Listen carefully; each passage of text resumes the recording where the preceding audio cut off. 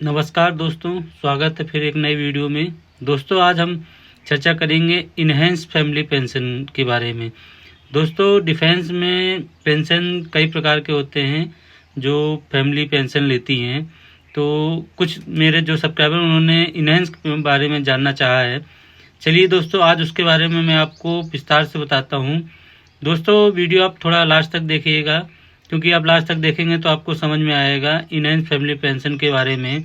और दोस्तों मैं ये काफ़ी आपको शॉर्टकट में बता रहा हूँ, अगर आपको काफ़ी लंबे में बताने लगा तो ये वीडियो बहुत बड़ा हो जाएगा। तो मैंने कोशिश कीजिए कि ये वीडियो छोटा रहे और आपको जो पूरी बातें वो समझ में आए। चलिए दोस्तों आज के वीडियो शुरू करते हैं।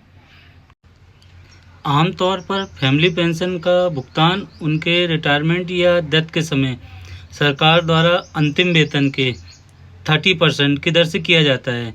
हालांकि निम्नलिखित जो 3 कंडीशन हैं उनके आधार पर वेतन का 50% बढ़ी हुई दर से पारिवारिक पेंशन मिलती है। नंबर 1 पे है दोस्तों 1/1/2006 से, जहां कम से कम 7 वर्ष की निरंतर सेवा प्रदान करने के बाद सेवा के दौरान जो एम्प्लॉयर है, अगर मुआवजा नियम द्वारा शासित होने वाले व्यक्ति की मृत्यु हो जाती है तो पारिवारिक पेंशन की दर जो लास्ट पे है उसके 50% के बराबर होती है। और जो डेथ सरकारी कर्मचारी है उसके मृत्यु के 10 वर्ष के अधिक तक की देय होती है। नंबर बी में यदि किसी सरकारी कर्मचारी की सेवा के दौरान 1/1/1999 के बाद और 1/1/2006 से पहले मृत्यु हो गई हो और उसके परिवार की बढ़ी हुई दरों पर पारिवारिक पेंशन दी जा रही हो, यानी बढ़ी हुई दर से 7 साल की अवधि 1/1 को पूरी नहीं हुई हो 2006 से, शासकीय सेवा की मृत्यु की तिथि से 10 वर्ष की अवधि पूर्ण होने तक पारिवारिक पेंशन के भुगतान की अनुमति होती है।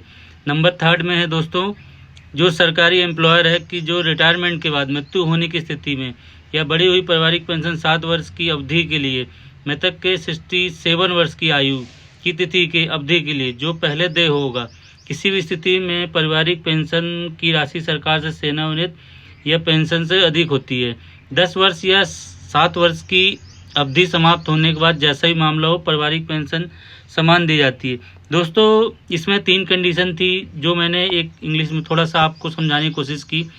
जो आमतौर पे फैमिली पेंशन मिलती है वो लास्ट पेमेंट का 30% होती है, लेकिन अगर उसकी एम्प्लॉयर की मृत्यु हो जाती है, चाहे वो डिफेंस में हो चाहे किसी का भी हो, सबके लिए रूल बराबर होता है, तो उन्हें इनहेंस फैमिली पेंशन मिलती है। इनहेंस का मतलब बढ़ी हुई फैमिली पेंशन, या तो मृत्यु के 7 साल या एज 67 तक, तो दोनों में से जो भी पहले हो। चलिए दोस्तों मैं ये एक लेटर दिखाता हूँ जो 2012 में आया था। दोस्तों ये लेटर है कार्मिक लोक शिकायत और पेंशन विभाग द्वारा जो नई दिल्ली में, इन्होंने देखिए टॉपिक में लिखा है 2006 पूर्व के पेंशन और की बढ़ाई गई जो पेंशन की नियमित स्पेशल के संबंध में।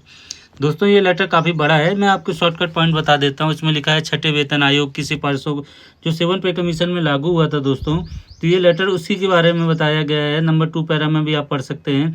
समान दर से फैमिली पेंशन को प्रावधान के अधीन है। इस मामले में संशोधित पेंशन फैमिली पेंशन संशोधन पूर्व वेतनमान जिसमें वो सेवानिवृत्त हुए पे बैंड जमा गए वेतन से 30% से कम नहीं होगा। एजी और उससे ऊपर के वेतन के मामले में संशोधित वेतन का न्यूनतम 30% होगा 31/12/2005 को, अथवा उसके सेवानिवृत्त कर्मचारियों की दरों को अपेक्षित किया जाएगा।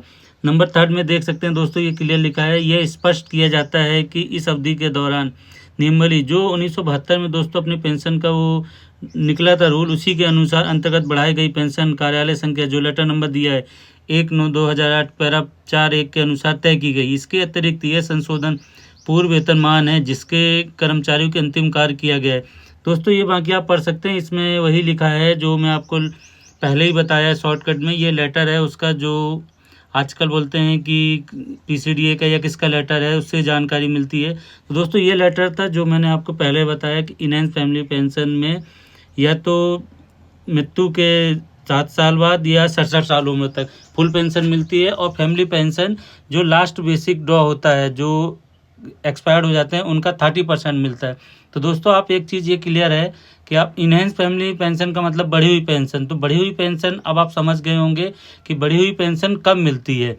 और कब तक मिलती है। बाकी आपको पता है कि रिटायरमेंट के बाद जो स्वयं पेंशन लेते हैं उनकी 50% होती है और जो फैमिली पेंशन लेते हैं उनकी 30% होती है। चलिए दोस्तों, आपको अगर वीडियो अच्छा लगा तो लाइक कीजिए, सब्सक्राइब कीजिए और शेयर कीजिए। नमस्कार दोस्तों।